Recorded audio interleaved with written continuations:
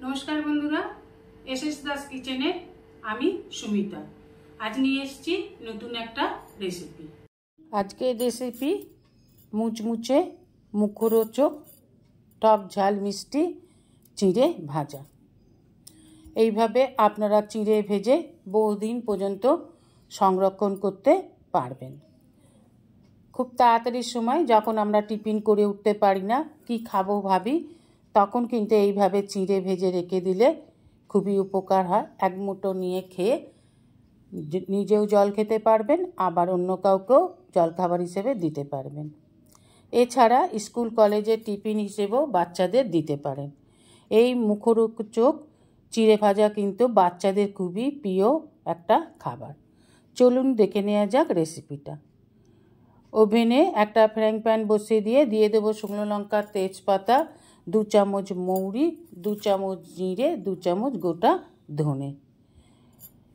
একটু ভালোভাবে ভেজে নেব যতক্ষণ একটা সুন্দর গন্ধ ছাড়ছে মশলাটা দিয়ে ততক্ষণ পর্যন্ত ভেজে নিতে হবে, যেন পুড়ে না যায় সেদিকে অবশ্যই খেয়াল রাখবেন। যখন মশলাটা দিয়ে সুন্দর একটা গন্ধ ছাড়বে মশলাটা একটু হালকা সোনালি কালার হয়ে যাবে, দেখলে বোঝা যাবে যে ভাজা হয়ে এসছে। তখন দিয়ে দেবো বড় চামচের 2 চামচ কসুরি মেথি। কসুরি মেথি দিলে এর স্মেলটা খুব সুন্দর আসে মশলাটার, আর খেতেও খুব সুস্বাদু লাগে। আর দিয়ে দেবো 2 টুকরো দারচিনি। দারচিনির ঝালটা কিন্তু চিড়ে ভাজা মুড়ি ভাজার সাথে খেতে খুব ভালো লাগে। এবার দিয়ে দেবো 100 গ্রামের মতন সাদা তিল। তিল খাওয়া খুব ভালো, তিলে প্রচুর পরিমাণে ক্যালসিয়াম থাকে, তাই একটুখানি যে কোনো খাবারের সাথে একটু তিল খেতে পারলে ভালোই হয়। আর এর তিল ভাজার একটা সুন্দর স্মেল ছাড়ে যেটা খুব খেতে ভালো লাগে। তাই তিলটাকেও হালকা লাল করে ভেজে নামিয়ে নিলাম। দেখুন বেশি লাল কিন্তু করিনি। এবার দিয়ে দেবো সাদা তেল।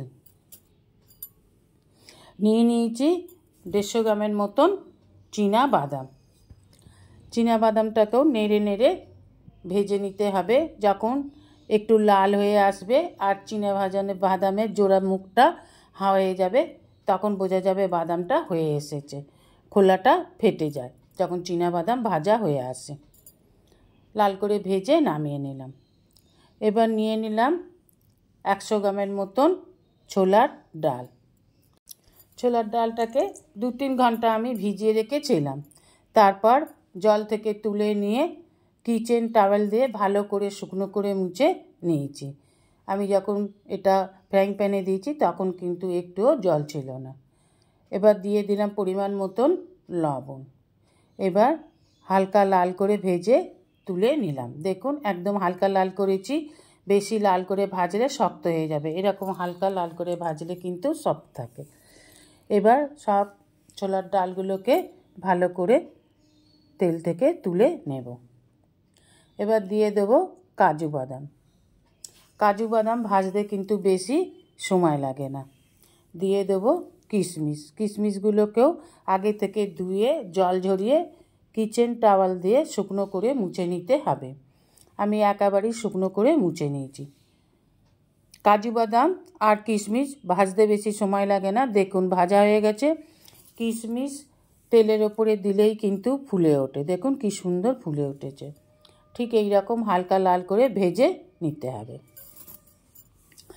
এবার এই তেলেই দিয়ে দিলাম কারি পাতা। কারি পাতাগুলোকেও তাই ভালো করে ধুয়ে নেবেন। কিচেন টাওয়েল দিয়ে ভালো করে জলটাকে মুছে একেবারে শুকনো করে নিতে হবে।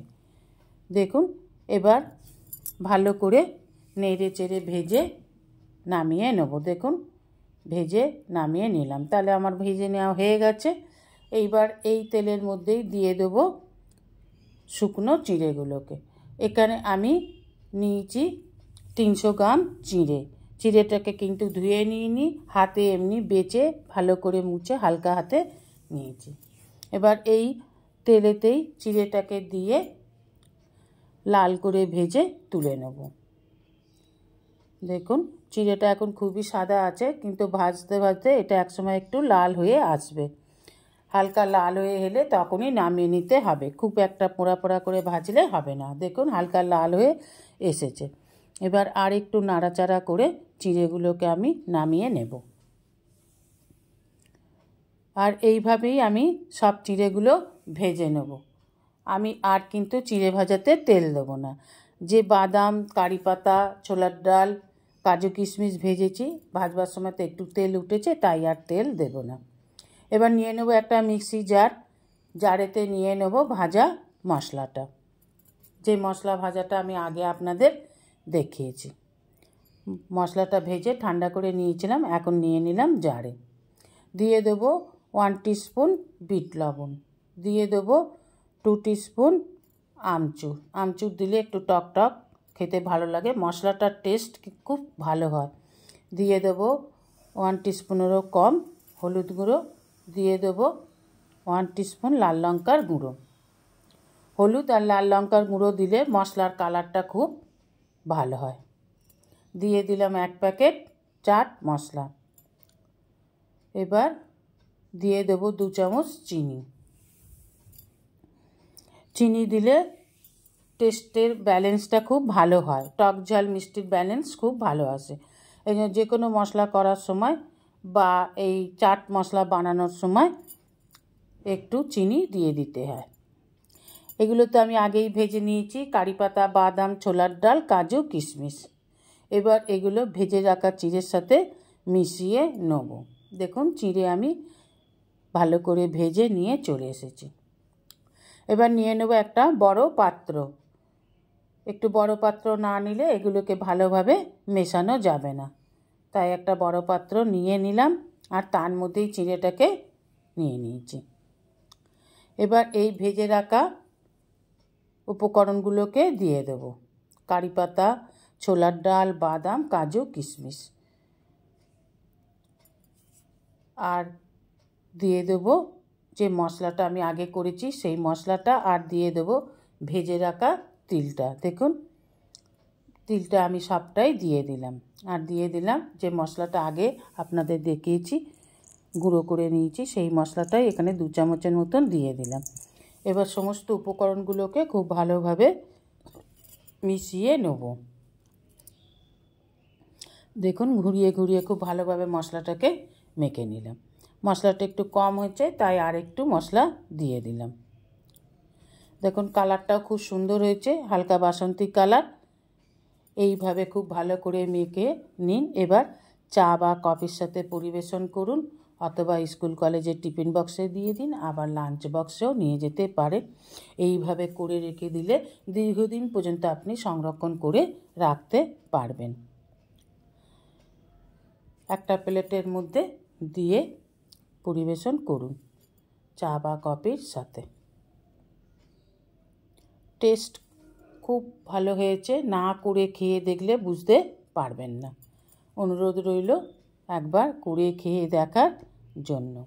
বাড়িতে বানালে অবশ্যই একটা কমেন্ট করে জানাবেন রেসিপিটা কেমন হয়েছে।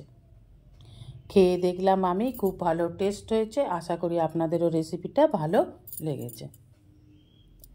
রেসিপিটা ভালো লাগলে অবশ্যই একটা লাইক, কমেন্ট, সাবস্ক্রাইব করার অনুরোধ রইল। পাশে থাকা বেল আইকনটিতে ক্লিক করে দেবেন নিউ ভিডিওর আপডেট যাতে সবার আগে আপনার কাছেই পৌঁছে যায়। নমস্কার, আজ এই পর্যন্তই।